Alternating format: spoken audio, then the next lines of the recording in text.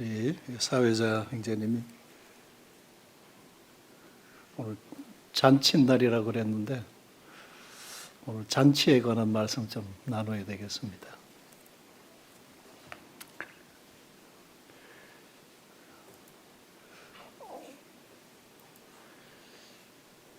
요한복음 펴주시기 바랍니다. 요한복음 2장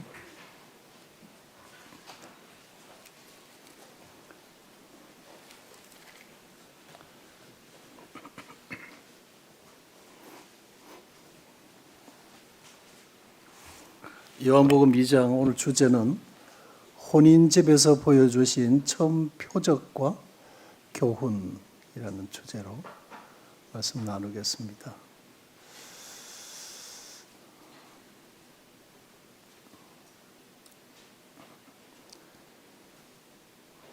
요한복음 2장 1절로 11절까지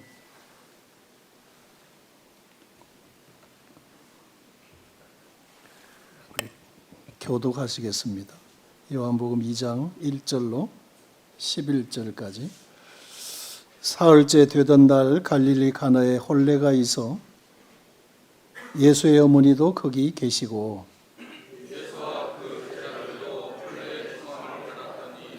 포도주가 떨어진지라 예수의 어머니가 예수에게 이르되 저들에게 포도주가 없다 하니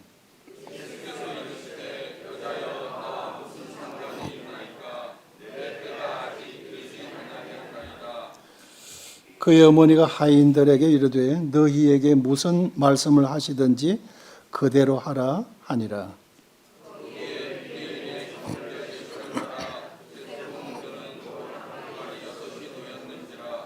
예수께서 그들에게 이르시되 항아리에 물을 채우라 하신즉 아귀까지 채우니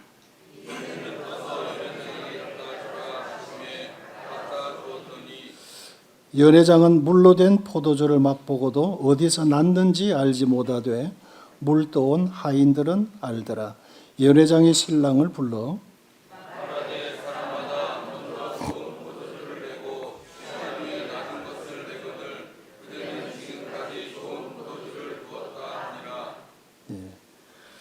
예수께서 이 첫 표적을 갈릴리 가나에서 행하여 그의 영광을 나타내심에 제자들이 그를 믿으니라.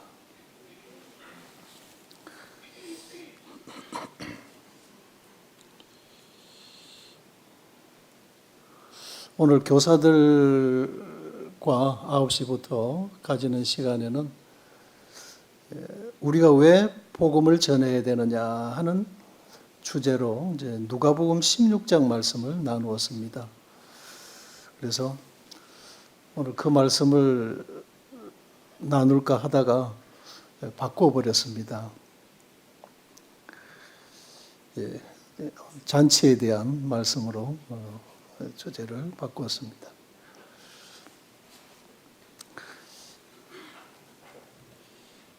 지난 시간에 우리 이제 청년들과 이 말씀을 한번 시간들을 가지면서 청년들을 위해서 이제 준비한 말씀이었는데 좀 그 귀납적 방법으로 우리가 성경을 묵상하는 이 대대에서 청년들과 또 나누었던 말씀인데 우리 성도님들과 나눔이 유익하겠다 하는 말씀 생각이 들어서 주제를 바꾸었습니다. 이제 방금 읽은 요한복음 2장 1절로 11절 내용을 보면은 이 갈릴리 가나에서 잔치가 있었는데 이 집에 예수의 제자들도 예수님도 그의 어머니 마리아도 청함을 받았더라. 그런데 이 집에 난감한 상황이 전개가 되었더라. 하객들에게 접대해야 될 포도주가 바닥에 나버렸더라 하는 것입니다. 그렇게 해서 이제 시작이 되어졌죠. 그런데 이 상황에 마리아가 이 집에 포도주가 없대 하고 마리아가 예수님께 알려주고 빨리 좀 해결을 해줄 것을 요청하는 장면이 나왔습니다. 그리고 예수께서 여자야 나와 무슨 상관이 있느냐, 내 때가 아직 이르지 아니했다 하고 주님이 단호하게 거절하셨습니다. 그런데 마리아가 하인들에게 예수님이 뭐라고 하시든지 그대로 순종해라 그랬던 거죠. 예수님께서 하인들에게 물을 기르다가 6개 놓여있는 항아리에 물을 채워라 이러셨죠. 그래서 예수님께서 그 물로 가지고 포도주를 요구하고 있는 그 잔치집의 문제를 해결해 주셨다 하는 내용이 이 첫 표적을 행하신 이 요한복음 2장 물로 포도주를 만드신 이 사건에 대한 내용이 됩니다. 여기서 마리아의 태도를 보게 되고 하인의 태도를 또 우리가 주목하게 되고 또 연회장의 고백을 또 듣게 되어집니다. 지금까지 많은 잔치를 주제를 해 보았는데 대부분 오래 먹은 맛있는 포도주를 내고는 그것이 떨어지면 점차 20, 30년 포도주 떨어지고 10년, 5년, 작년에 담은 거 이런 식으로 점점 그 질이 떨어지기 마련인데 이 집에는 생전 처음 맛을 볼 정도로 오래된 맛있는 포도주를 두었도다 하고 감탄하는 감탄사가 기록이 되는 것을 봅니다. 그래서 예수님께서 이 처음 표적을 갈릴리 가나에서 행하여 영광을 나타내셨다. 이렇게 기록이 되어 있더라는 거죠. 그래서 이 사건의 결론과 기록을 통해서 알려주는 메시지가 이 2장 1절에서 10절까지의 사건의 결론이 여기 11절에 나와 있었죠. 예수께서 이 첫 표적을 갈릴리 가나에서 행하여 그 영광을 나타내심에 제자들이 그를 믿으니라. 그러니까 주님이 첫 표적을 통해서 나타낸 영광의 포인트가 뭐냐? 왜 이 표적을 행하셨느냐? 하는 것이었다 하는 거죠. 제자들이 예수님을 하나님의 아들이 틀림없으시구나 이렇게 재확인하고 믿었다 하는 것이라는 거죠. 요한복음 전체 요한복음 1장에서 21장까지로 되어져 있는 요한복음 전체 내용에서 주는 요한복음의 핵심 주제가 20장 30절로 31절에 기록이 되어져 있는데 이런 내용입니다. 예수께서 제자들에게 이 책에 기록되지 아니한 다른 표적을 많이 행하셨으나 오직 이것을 기록함은 너희로 예수께서 하나님의 아들 그리스도이심을 믿게 하려 함이요 또 너희로 믿고 그 이름을 힘입어 생명을 얻게 하려 함이니라. 그래서 표적을 행하신 이 기적을 행하신 이유가 2장 11절에서 나와 있고 요한복음 전체에서 나와 있는 내용이 표적을 행하신 그 이유라고 하는 거예요. 예.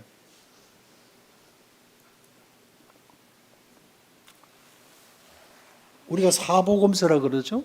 마태복음, 마가복음, 누가복음, 요한복음이죠. 예. 마태복음은 예수님은 아브라함과 다윗의 자손 예수 그리스도의 세계라, 족보라. 그리고 아브라함이 이삭을 낳고 이삭이 야곱을 낳고 12아들을 낳고 그 유다 가계를 통해서 이스라엘의 임군인 다윗 왕이 나고 그 유다 가계 왕의 족보를 통해서 예수 그리스도가 나셨으니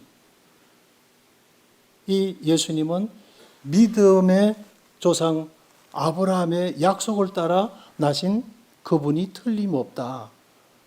이스라엘의 왕이시다 하는 것이 마태복음의 핵심이죠. 예. 누가복음은 그 족보가 마태복음은 아브라함으로부터 쭉 내려왔다면 누가복음의 족보는 밑에 마리아로부터 쭉 그 이상은 그 이상은 그 이상은 이렇게 해서 사람이 되어 오신 예수 그리스도가 바로 약속의 그분이시다라고 이제 거슬러 소급해서 우리 주님을 증거하고 있는 것입니다. 마가복음은 이곳에서 저 마을로 오시자마자 그 사역이 공생애에서 시작이 되면서부터 계속 쉴 새 없이 섬기시는 종의 모습으로 오신 주님. 그러면 요한복음은 어떤 내용이냐? 태초에 말씀이 계시니라 이 말씀이 하나님과 함께 하셨으니 이 말씀은 곧 하나님이시다. 이 말씀이 육신이 되어 오신 이 예수 그리스도는 천지를 창조하신 창조주 하나님 자신이셨다. 말씀하셨던 그분이 말씀이 육신이 되어 오셨던 그분이시고 그분을 보니 은혜와 진리가 충만하더라 하라는 것이 요한복음 1장 14절의 말씀이라는 거죠. 은혜와 진리가 충만히 아버지의 독생자의 영광이요. 요한복음 1장 14절의 말씀이 그 말씀이에요. 그러니까 인생으로 오신 이분은 메시아이다. 약속된 그리스도이시다. 이런 수준이 아니고 요한복음은 이분은 천지를 창조하신 하나님 자신이시다. 태초에 말씀하셨던 그분 자신이시다. 차원이 다른 복음이 요한복음이라고 하는 거죠. 그래서 요한복음 사도 요한이 주님 가까이 있으면서 그분을 느낀 것이 바로 이러한 사실을 깨달았다고 하는 것이죠.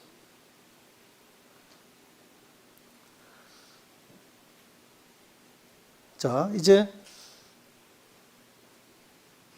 귀납적 관점에서 이 말씀들을 열거해 보면서 어떤 결론을 이제 찾아내게 되었는데 내용을 다시 한번 좀 전개를 해 가면 사흘째 되던 날 갈릴리 가나에 혼례가 있어 예수의 어머니도 거기 계시고 예수와 그 제자들도 혼례를 청함을 받았더니 포도주가 떨어진지라. 그리고는 예수께서 이 첫 표적을 갈릴리 가나에서 행하여 그 영광을 나타내심에 제자들이 그를 믿으니라로 1절과 11절로 이렇게 결론구로 요약을 우리가 해볼 수 있는 내용이다 하는 거죠. 그러면 예수께서 이 첫 표적을 행하신 그 표적이라는 의미를 우리가 다시 한번 상고해 보자고 하는 것은 헬라어로 표적, 세미이온이라고 하는. 그러니까 표적이라는 단어의 낱말의 뜻은 표시하다, 사인, 나타내다, 가리키다 이런 뜻이라고 하는 거죠. 그 표적이란 단순히 그냥 기적 그 자체가 있는 것이 아니라 그 기적을 나타낸, 기적을 행한 그 의미, 본연의 그 의미가 뭐냐. 아, 이 기적을 통해서 이분이 누구시냐 이거죠. 하나님의 아들이시구나 하는 거라는 거죠. 그래서 나타내다, 가리키다 그런 의미라는 거죠. 그래서 결론을 다시 한번 찾아가 보면 이 요한복음은 사도 요한의 신앙 변증서이구나. 자신이 믿는 바가 무엇인가, 또 이것을 통해서 그가 알리고자 하는 내가 믿은 바 이 주님을 여러분들도 믿으셔요 이거예요. 내가 믿는 이 주님이 이런 분이니까 이런 분을 믿으십시오. 이런 내용이라는 거죠. 이렇다고 합디다가 아니라 이런 분입디다 이거예요.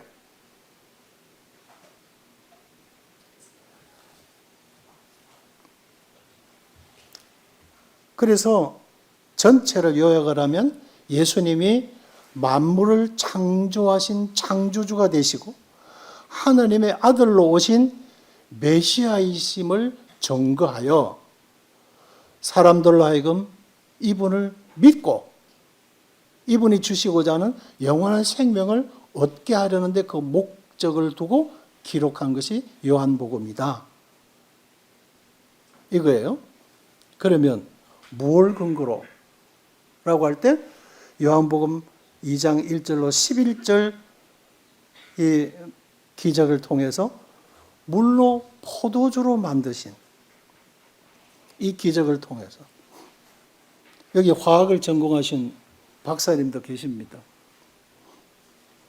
포도나무가 줄기를 통해서 줄기가 아니고 이 뿌리를 통해서 끌어올리는 것은 수분을 끌어올립니다. 그 태양빛을 받아서 거기서 화학 반응을 일으키죠.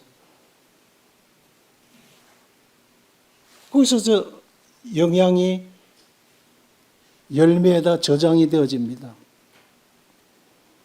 그래서 그 열매를 수확해서 포도주를 담는 것이죠. 이게 1년 농사이죠. 그래, 어떤 반응을 통해서 물과 그 무기질이 올라가서 태양에서 발산하는 빛과 열을 받아서 어떤 화학 반응이 일어나서 열매가 되어지는지 이 하나님만이 하시는 일들이라는 거죠. 이게 화학 반응이거든.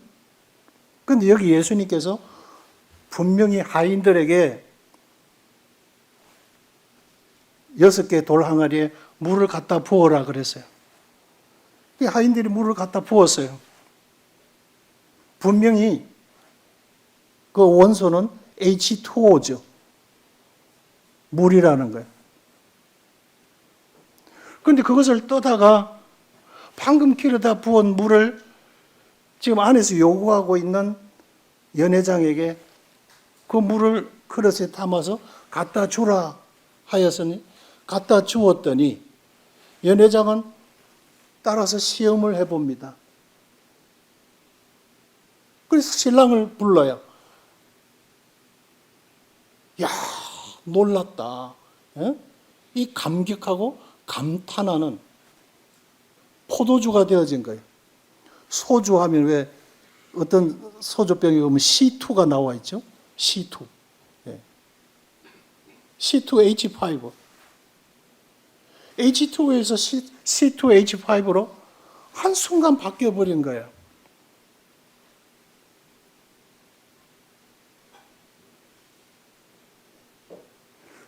어떻게 물을 방금 기르다 부었는데? 그래서 주님이 하신 어떤 일들에 대해서 말씀을 드리니까 어떤 의사, 부산에 아주 멋진 수영에 이제 큰 아파트에 사시는 분 찾아가서 복음을 전했는데, 그 예수가 뭐 트릭을 섰는데 뭐 이러더라고요. 트릭을 섰다고요? 선생님 눈에는 그렇게 밖에 안 보입니까? 예수님께서 사람을 속이기 위해서 그런 순간적인 어떤 거짓말을 행하셨다는 말씀입니까?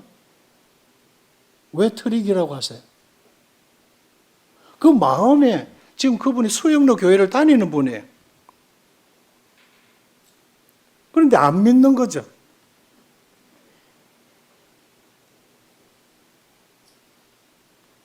그럼 여기서 지금 다 하인들이랑 연회장이랑 지금 다 짜고 사기를 치고 있는 거예요?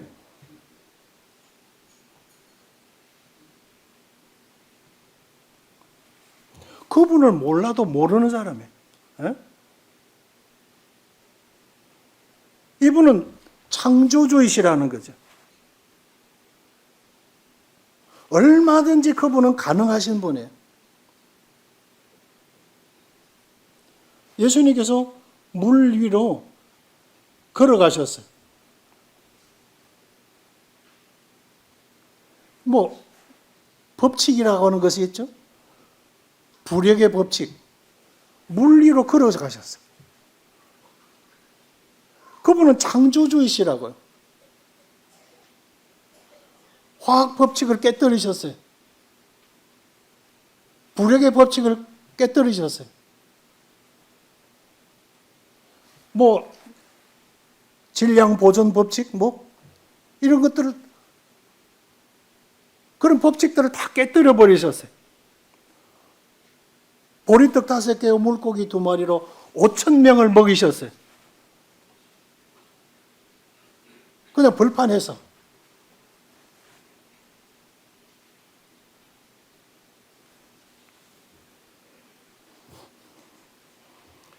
요한복음 4장 46절로 54절에서는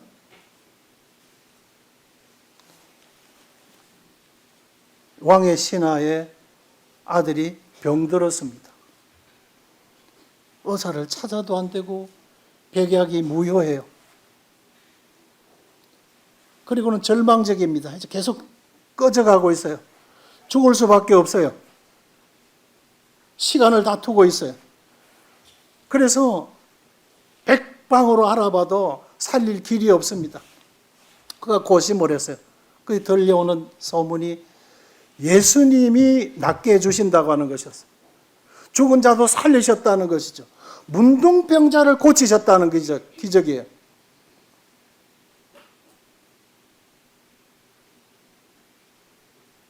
그걸 귓전으로 흘려드렸어요.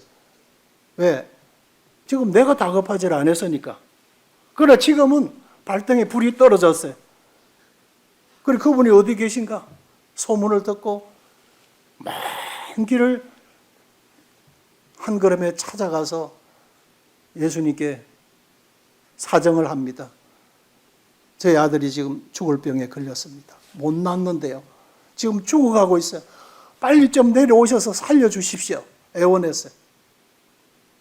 그때 예수님께서 가라, 내 아들이 살았다 그랬어요. 다른 이익이 없었어요. 그분이 말씀하셨으니까 살았겠다 하고는 내려갔다는 거죠. 대단한 믿음이죠. 어떤 병에 걸렸는지 와서 보시지도 않으시고 지금 어떤 상황인지 얼마나 지금 위급한 상황인지 예수님 이제 몰라서 그러시는데 보시고 좀 말씀해 주시든지 하셔요. 어떤 일은 이 일을 제기할 수 있습니다. 그러나 일절 그러지 않았어요. 가라, 내 아들이 살았다. 감사합니다 하고 그냥 내려왔다는 거죠. 대단한 믿음이죠. 그 내려오는 길에 집에서 올라오는 하인을 만났어요. 주인님, 아드님이 살아나셨어요. 그래? 언제? 어제 몇 시쯤에요? 아, 그래? 그리고 시간을 딱 계산해 보니까 예수님께서 그래, 가라, 내 아들이 살았다 하시고 바로 딱 그 시간대라는 거죠. 명확하게 기록이 그렇게 되어 있어요. 정확하게 그 시간대를 계산해 보니까 가라, 내 아들이 살았다고. 그 말씀이 떨어지자 즉시 일어났다고 하는 것이었어요. 그래서 지금 요한이 요한복음 4장 46절 54절을 통해서 왕의 신하의 아들이 지금 목숨이 깔딱거리고 있는 그 아들을 가라, 내 아들이 살았다. 그 신하가 이 말씀을 듣고 그대로 믿고 감사하여 자기 집으로 탈 것을 타고 달려 내려갔던 것이었다. 이분이 누구시냐 하는 것이었어요. 그분의 말씀, 어떤 능력도 가능치 못할 일이 없는 이분과 이분이 하신 말씀을 그대로 받아서 믿을 수 있는 이 믿음, 여기에서 일어나는 것이 이 놀라운 기적이라는 역사가 일어난 것이죠. 요한복음 5장 1절로 9절의 이 사건은 솔로몬 행각에 호수가 있고 그 주변에 솔로몬 행각이 5개가 있는데 그 아래 각색 병든 자들이 절비하게 지금 들어 누워 있어요. 전설에 의하면 가끔씩 하늘에서 천사가 언제 올지 모르지만 불시에 내려와서 그 못의 물을 동하게 하는데 물이 딱 움직이기 시작할 때 선착순, 일명 한 사람이 제일 먼저 물이 동하기 시작할 때 뛰어들어가면 어떤 병에 걸렸든지 낫는다고 하는 전설. 그것을 의지하고 전부 그 못에 물이 동하기를 눈이 뚫어지라 지금 쳐다보고 있는 거죠. 그러니까 각색 병든 자들이 전국에서 모여와서 그 그늘 아래서 물이 동하기를 쳐다보고 있어요.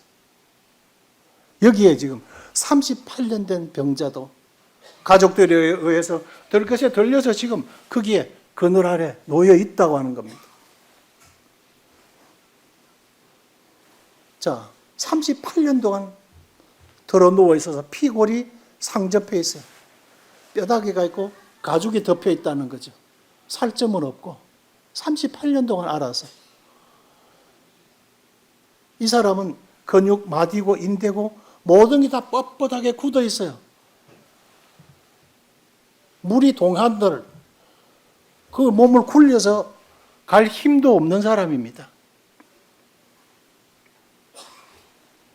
예수님이 그런 절망의 상황에 놓여 있는 이 사람을 향해 찾아가셨어요.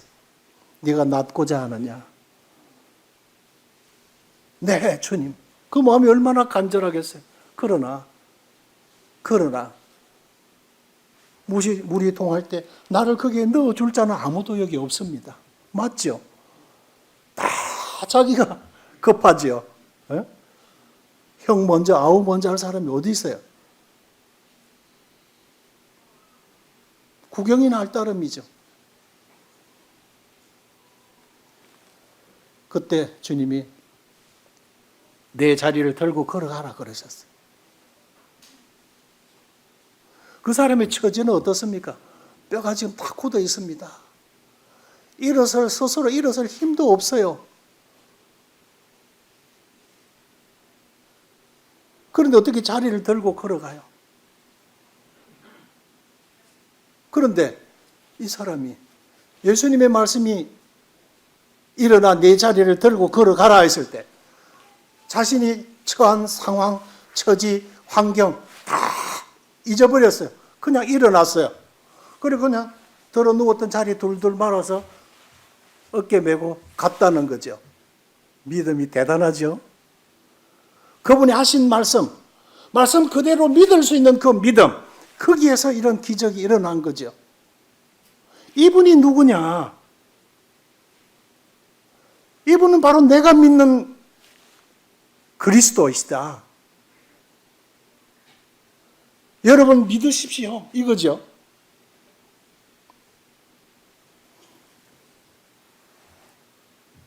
보리떡 5개, 물고기 2마리 사건 말씀드렸습니다.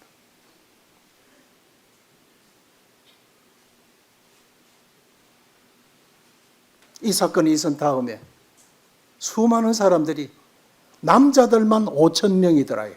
조그마한 소년이 가지고 엄마가 사준 간식, 점심 간식으로 보리떡 5개, 물고기, 소금에 절인 물고기 2마리. 그 예수님께 드렸어요.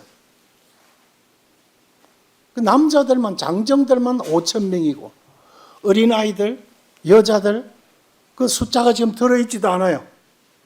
10,000명이 될지 20,000명이 될지도 몰라요.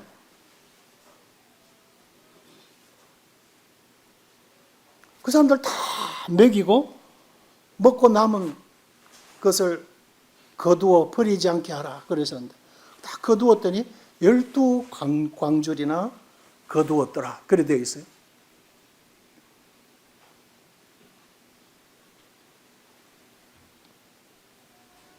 우리 주님이 어떤 분이냐 이거죠. 실로암 모세, 소경. 주님이 진흙을 이겨서 눈에 발라줬습니다. 소경에게 실로암 모세 가서 씻으라. 씻었더니 다시 보게 되어졌더라. 이분은 창조주이시죠. 또 7장에서는 아주 극적인 반전이 일어나죠. 나사로가 죽었어요. 그리고 온 동네 사람들이 다 모여서 부모 없는 이 3남매들이 살아가고 있는 이 집에 전부 아쉬운 마음으로 위로를 하고 그 동생 이 오라비 장례식을 치루었어요. 예수님이 병들어 지금 죽어가고 있습니다 하는 소식을 듣고도 안 가셨다고 하는 거죠. 그리고는 다른 일 하시다가 그 다음 날 이제 가셨어요. 이미 정갈이 올 때 죽었어요. 또 하루 더 지하셨어요. 또 하루를 걸어서 내려오셨어요.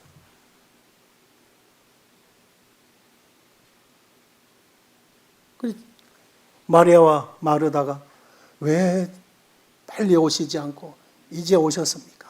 하면서 아쉬운 마음을 토로했어요. 네가 믿으면 하나님이 영광을 보리라 하지 아니하였느냐 그러셨죠? 그리를 어디다 묻었느냐? 죽은 지 나흘이 되면 벌써 부패가 진행이 되어 썩은 냄새가 나나이다 그랬어요. 그래서 돌아가기를 열어라. 그래 죽은 자를 향해서 나사로야 나오라 그러시죠. 그 말씀이 가서 그 생명의 말씀이 죽은 자에게 닿았을 때 그가 일어났죠. 죽음의 옷을 입혔죠. 배로 다 동였어요. 그 동인 채로 나왔더라 되어 있어요. 풀어놓아서 다니게 해라. 이분이 누군 자? 죽은 자도 살리시는 분이시다는 거죠. 우리가 믿는 분이 이런 분이다 이거예요. 그래서 이런 내용들을 전체 요한복음 전체를 보면서 이 요한복음은 사도 요한의 신앙 변정서이구나. 그가 믿는 바가 무엇이고 그가 믿는 주님이 어떤 분이고 그가 알리고 나타내고 증거하고자 하는 내용이 무엇이었느냐 이거예요. 우리가 어떤 주님을 믿습니까? 우리가 증거하고 알려야 될 분이 어떤 분이신가 하는 거죠. 이런 분이라는 거죠. 그러니까 마태, 마가, 누가 복음과 이 공간 복음과 그 예수님의 생애 일대기를 연대기적으로 쭉 기록하고 있는 이 세 복음서와 요한복음은 이렇게 분명한 차이가 있다 하는 것입니다. 이 첫 표적을 행하여 영광을 나타내심에 제자들이 그를 믿으니라. 야, 우리가 믿고 따르는 분이 이런 분이구나. 이거죠. 우리가 믿는 분이 이런 분입니다. 그러면 포도주가 인생의 날에 주는 의미는 무엇일까 하는 거죠. 왜 잔치집에서 이 포도주를 빚어 만들었고 왜 포도주가 떨어졌다고 이 난리인가? 시편 104편 15절에 보게 되면 사람의 마음을 기쁘게 하는 포도주와 이래 되어 있어요. 전도서 10장 19절에 보면 잔치는 희락을 위하여 베푸는 것이요 포도주는 생명을 기쁘게 하는 것이나 돈은 범사에 유용하니라. 이런 내용이에요. 그럼 포도주가 주는 의미는 뭐냐? 기쁨이구나. 인생의 날에 사는 날 동안 즐기고 누리게 될 희락을 의미하구나.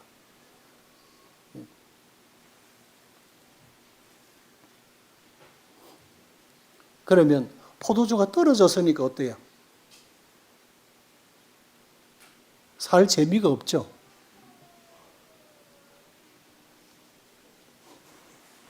우리 자매가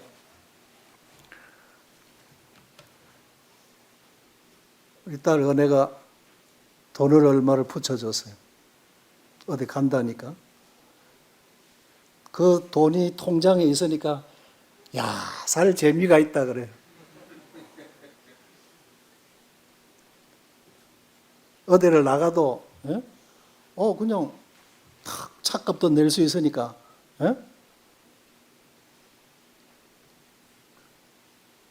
그와 같은 거예요. 그래서 인생의 날에 기쁨을 줄 수 있는 것들, 이 기쁨의 포도주가 지금 바닥에 나버렸어요. 그 통장에 얼마 들어온 거 꽃감 빼먹듯이 싹싹 빼먹으면 이제 없어지죠, 점점. 예, 예. 그걸 함께 연상을 해보면 포도주가 주는 의미에 대해서 좀 더 이해가 되실 겁니다.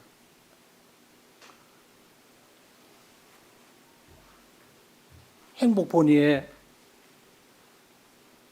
혼례집입니다. 이 잔치를 더 기쁘게 하기 위하여, 이 기쁨의 날에 더 기쁨을 돋우기 위하여 이 집에서 혼주가 자식의 혼사날을 앞두고 포도주를 빚어두는 거예요. 그리고는 손님들이 오면 그거를 기쁘게 내놓는 것입니다. 우리가 자녀를 결혼시키고 하지만 결혼을 시키면 어때요? 예식장이 어디냐? 요즘 이상하게 신부가 날짜를 잡는 게 아니고 예식장이 날을 잡았죠. 그날은 자리가 없어요. 그러면 날짜 바꿔야 돼. 그죠? 요즘.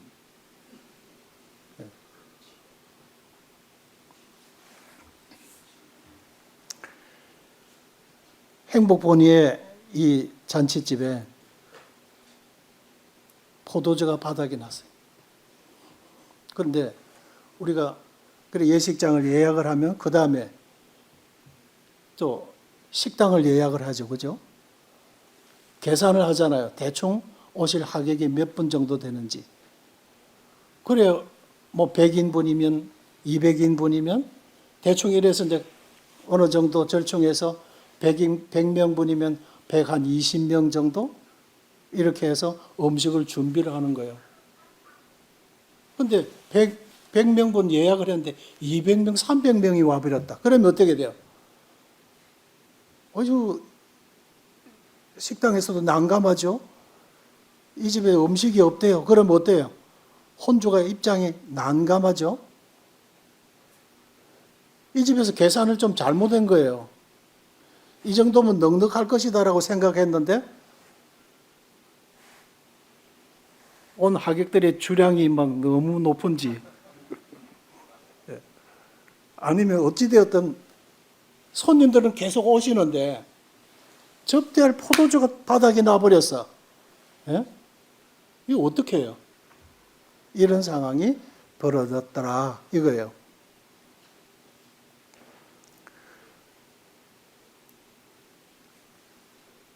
그래서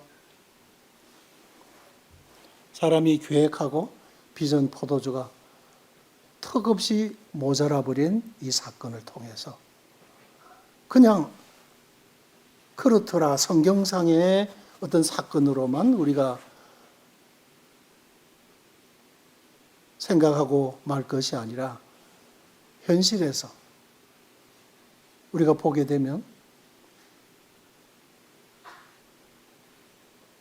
5, 60년대는 참으로 가난했습니다. 그런데 그때는 담장이 없었어요. 훔쳐갈 것도 없으니까. 옆집에 숟가락이 몇 개고 젓가락이 몇 개인지 다 압니다. 아, 오늘 저녁 고등어 자반을 해 먹구나. 이런 것까지도 냄새가 나니까 다 알아요. 그러면 다 서로 조금씩 나눠들 먹죠. 다 비교할 것도 없고 거기서 어떤 상대적 빈곤감도 느낄 그것도 없고 다 그냥 그만 하니까 행복 지수가 벵글라데시가 높다 그러죠. 저 가난한 나라 인도 네팔 그런 쪽으로 가면 진짜 가난해요. 동남아 지역 지금도 어려운 나라들이 많죠. 그런 나라일수록 행복 지수가 높다는 사실입니다. 우리나라가 TV가 생기고 냉장고가 생기면서 점점 담장도 높아지고 담장 위에 유리를 깨서 꽂아놓고 철조망을 걸치고 철대문을 만들고 자물쇠를 만들고 불안하니까 도둑 올까 봐. 그래서 물질적 부여가 결코 행복 지수와 함께 올 수 없다. 그래서 젊은이들이 헬조선이라고 그러잖아요. 죽어야 나타나는 얼굴들. 응? 죽어야만 나타나는 얼굴들.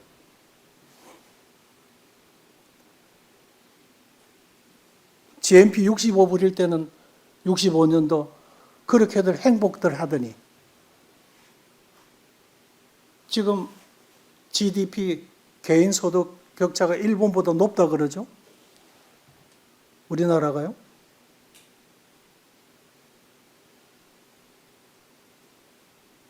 다 모두 다 적용은 안 되겠지만 평균적으로 그렇게 나오잖아요. 근데 자살률이 OECD 국가 가운데 1위라고 하는 오명을 가지고 있어요.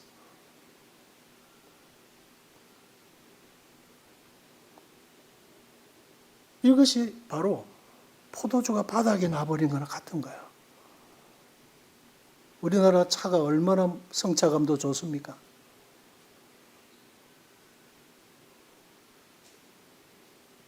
얼마나 잘 살고 있는 나라입니까? 얼마나 잘 살게 되었습니까? 그래 마음의 공허함들은 더 깊다고 하는 겁니다. 그래서 포도주가 사람이 행복을 위해서 개량되고 개발하고 질적인 훌륭한 것들을 우리가 누리고 있는 것 같지만 마음은 그만큼 공허하고 바닥이 나버린 이 기쁨이 없어져 버린 잔칫집처럼 그와 같은 우리 세상을 살아가고 있는 겁니다. 여기에 사흘째 되던 날에 되어져 있는데 영어 성경에는 and third day 이렇게 되어 있어요. 그리고 3일째. 그러니까 앞장 1장에서 그냥 이렇게 그냥 연결이 되어져 있는 내용이다 이런 거예요. 앞장의 사건이 그대로 지금 연결이 되어 오는 내용이다 이거예요. 그게 뭐냐면 1장에서 보시면은 이런 내용이 있어요. 1장 18절에 유대인들이 예루살렘에서 제사장들과 레위인들을 요한에게 보내어 네가 누구냐 물을 때에 요한이 정언이 이러하니라.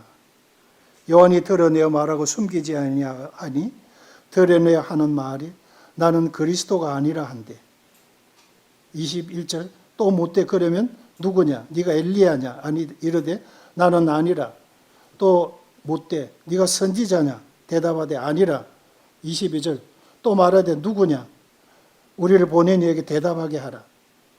너는 내게 대하여 무엇이라 하느냐. 여기 나오는 이 요한은 지금 침례 요한입니다. 그러니까 선지자들의 역할이 그분이 오신다라고 계속 말씀을 대언하던 사람들이 선지자였어요.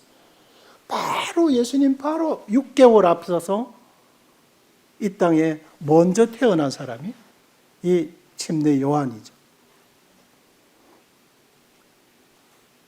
그런데 여기서 보면 제사장이나 레위인, 지도적 위치에 있는 사람들이잖아요.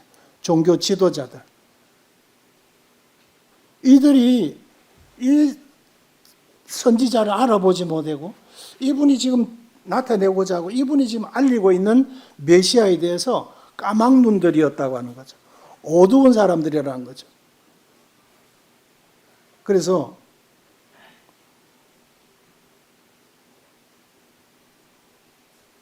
26절에 보시면 요한이 말하되 나는 물로 세례를 베풀거니와 너희 가운데 너희가 알지 못하는 한 사람이 있었으니 곧 내 뒤에 오시는 그이라. 나는 그의 신발끈 풀기도 감당하지 못하겠노라 하더라. 이 선지자가 이 주님에 대해서 나는 그분의 신끈 들매기도 감당할 수 없는 자다. 이렇게 고백해요. 이분이 바로 누구냐 이거예요. 이분이 메시아이시고 이분이 하나님의 아들이시고 인류의 구원자로 오신 그분이시다 이거예요. 그런데 그분을 알아보지 못했다. 누가? 종교 지도자를. 그리고 백성들도 우맹하고 그러니까 전부 다 지금 영적으로 어두운 거예요. 그리고 요한복음 1장 11절이 자기 땅에 오매 누가? 그분이 자기 백성이 그를 영접지 아니하였으나 12절에 영접하는 자 곧 그 이름을 믿는 자들에게는 하나님의 자녀가 되는 권세를 주셨으니 이는 혈통으로나 육정으로나 사람의 뜻으로 나지 아니하고 오직 하나님께로서 난 자들이다. 그들은 거부했다. 그러나 믿는 자들에 한해서 하나님의 자녀가 되는 권세를 하나님이 부여하신다. 이런 놀라운 특권, 이런 특혜를 우리에게 허락하셨다. 지금 요한복음 1장 전반에서 이런 내용들이 지금 이어져 오고 있는 거예요. 나다나엘이 예수님을 알지 못했어요. 네가 무화과 나무 아래 있을 때 내가 보았다. 네가 무화과 나무 아래에서 나다나엘이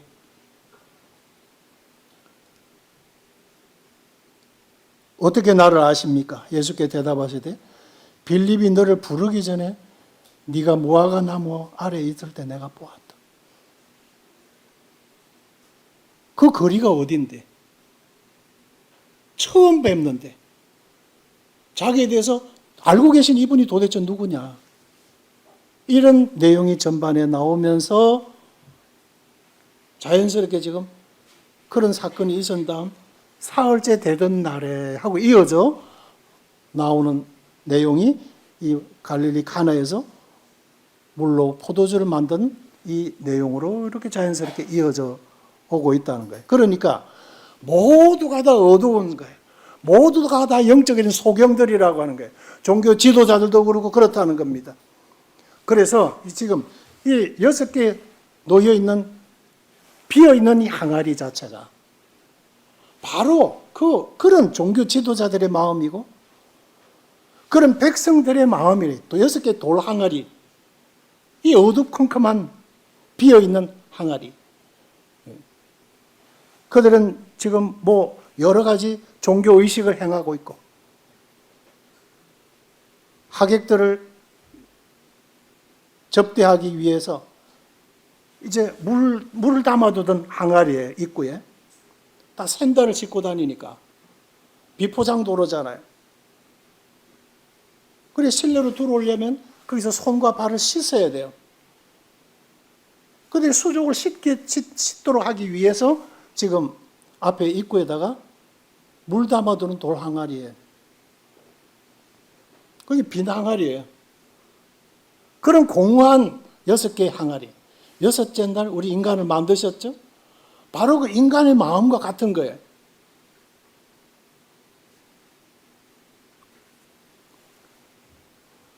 그래서 손과 발을 수족을 깨끗하게 씻고 목욕을 하고 등등 여러 가지 의식을 행하지만 다 공허한 격식에 불과하다 하는 것입니다.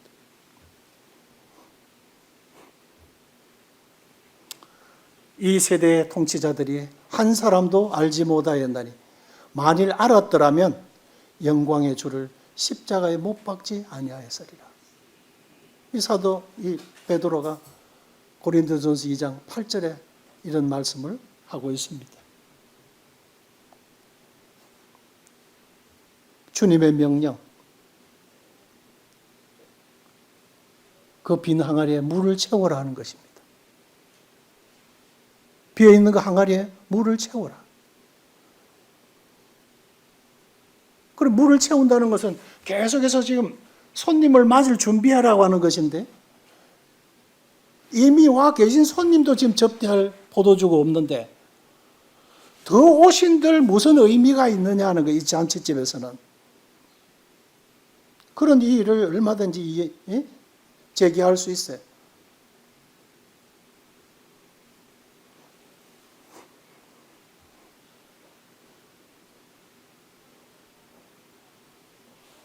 그런데 주님은 항아리에 물을 채워라 그랬어요. 그리고는 이제는 떠서 갖다 주라. 갖다 주었더니 물로 든 포도주를 맛보고 연회장은 깜짝 놀랐다. 이거죠. 그러면 조금 더 가서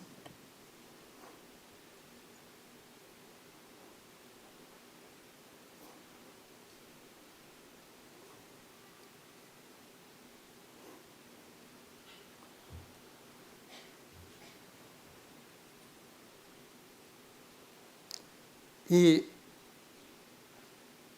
마리아에게 주님이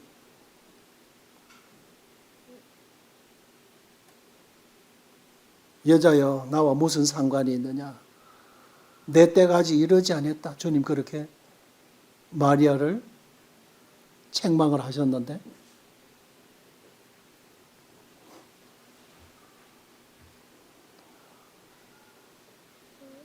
이것은 좀 거친 표현으로 여자여, 어머니 보고, 우리가 어머니 보고 여자야 이러면 대단히 아주 무례한 행동이죠. 그죠? 그러나 그런 거칠고 무례한 표현이 아니라고 하는 거예요. 우리가 마담 그러면은 뭐 옛날 찻집에 마담이나 뭐 아니면 술집에 뭐 마담 그러지만 그렇게 생각하지만, 그러나 존칭이에요.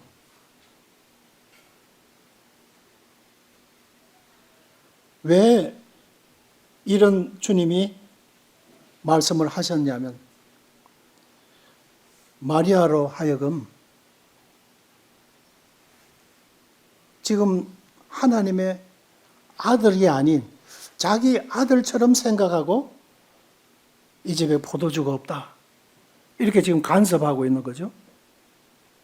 그 집에 포도주가 바닥에 나고 그것이 무슨 영적인 기쁨이든 어떻든 간에 삶의 어떤 그런 곤고함으로 어려워하든지 간에 그것을 주님이 모르실 리가 없죠.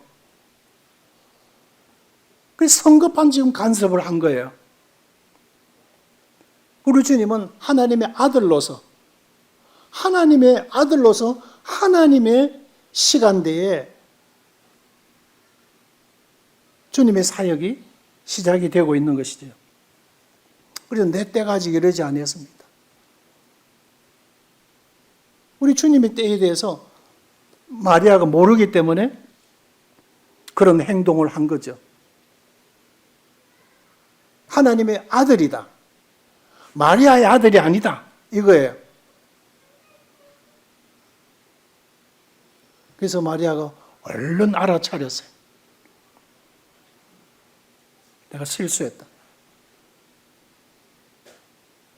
내가 마음이 앞섰다. 그리고 이분이 하나님의 아들이라는 사실에 대해서 깜빡 잊었다. 그래서 하인들에게 이분이 뭐라고 하시든지 그대로 순종해라. 그랬던 것이죠. 그리고 하인들에게 여기에 항아리에 물을 채워라. 그래서 하인들이 부지런히 기르다가 아기까지 채웠더라. 이래 되어 있죠? 왜 물을 채우라 하시지? 지금 안에서는 포도주 가져오라고 지금 아우성인데, 그런데 하인들은 자신의 위치를 지켰어요. 그리고는 물을 갖다가 아기까지 자글자글 채웠어요. 이제는 방금 기르다 부은 물을 그릇에 담아서 연회장에 갖다 주라 그랬어요. 주님 명령은 그거 두 가지였어요. 하인들은 다른 생각을 하지 않았습니다. 그분이 뭐라고 하시든지 간에 물을 갖다 부으라니까 갖다 부었어요. 그리고 그걸 떠다가 갖다 주라 하세요. 그대로 갖다 주었어요. 세상에 제일 맛있는 물질이 뭐죠? 제일 맛있는 거. 뭐가 제일 맛있어요? 물입니다, 물. 세상에 제일 맛이 없는 물질이 뭐죠? 물입니다, 물. 예? 아무 네 맛도 내 맛도 없잖아요. 그게 맛이에요. 여기 목에까지 맛있는 것으로 잔뜩 채워진 사람한테 이야 꿀맛 같다고 물 한 그릇 떠다주면 어때요? 그것만큼 맛없는 물이 없어요. 그러나 목마른 자에게 냉수 한 그릇은 진짜 꿀맛이죠. 그게 하나님 말씀의 특징입니다. 심령이 가난한 자가 복이 있다고 하셨어요. 천국이 저희 것임이라 그러셨어요. 비어있고 목말라 있고 삶의 목적과 의미가 상실되어져 있는 영혼들, 진정한 삶의 의미와 존재의 목적을 상실하고 그것을 찾고자 하고 자신의 죄의 문제, 죽음의 문제, 자기의 인생에 관련된 모든 문제를 그 어느 누구도 해결할 수 없다고 확신하고 빈 마음으로 겸손한 마음으로 하나님 앞에 나아가 부르짖게 될 때에 그는 진정으로 하나님의 은혜를 입을 수 있는 적기인 것입니다. 비어있는 돌 항아리, 자신이 비어있다고 하는 사실을 돌 항아리처럼 매우 우중충해 있는 자신을 발견하는 사람은 복이 있는 것입니다. 주님이 물을 아구까지 채우라 그랬어요. 아무 맛없는 말씀을 여기 아구까지 채우면, 채우는 순종을 하는 자들에게는 하나님의 은혜를 입을 수 있는 축복의 기회가 있는 것입니다. 말씀이 맛이 없어요. 읽으면 졸음이 옵니다. 마태복음 펴서 결심을 하고 보는데 아브라함은 누구를 낳고 누가 누구를 낳고 누가 죽고 낳고 죽고 낳고 죽고 내하고 아무 상관이 없어. 그러면 몇 절 읽다가 바로 졸음이 오죠. 그래도 갖다 부어라고 하는 것이에요. 그 의미가 무언지 깨달음이 없더라도 말씀을 읽으라고 하는 것이죠. 그 심령에 갖다 부어 놓으면 그 물이 기쁨의 포도주가 되게 하시는 분은 주님이시라고 하는 거죠. 갖다 부었더니 떠다가 갖다 주라니 갖다 주었더니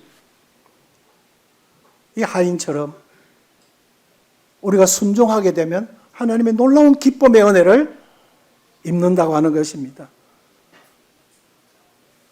이것이 말씀의 오묘한 맛이에요. 이것이 말씀의 능력이라고 하는 것입니다. 하나님의 말씀은 살아서 능력이 있어 좌우에 날선 어떤 금보다도 예리하여 영과 혼과 관절과 골수를 찔러 쪼개기까지 하시는 말씀이라 그랬어요. 신비한 능력의 말씀입니다. 그냥 우리는 말씀에 순종해서 매일같이 맛이 있든 없든 갖다 들어 부어 넣어요. 순종하시겠습니까? 그러면 기쁨의 포도주로 이 세상에서 인간이 빚을 수 없는 그런 맛으로 변하게 하시는 분은 하나님이세요. 진리입니다. 이 첫 표적이에요.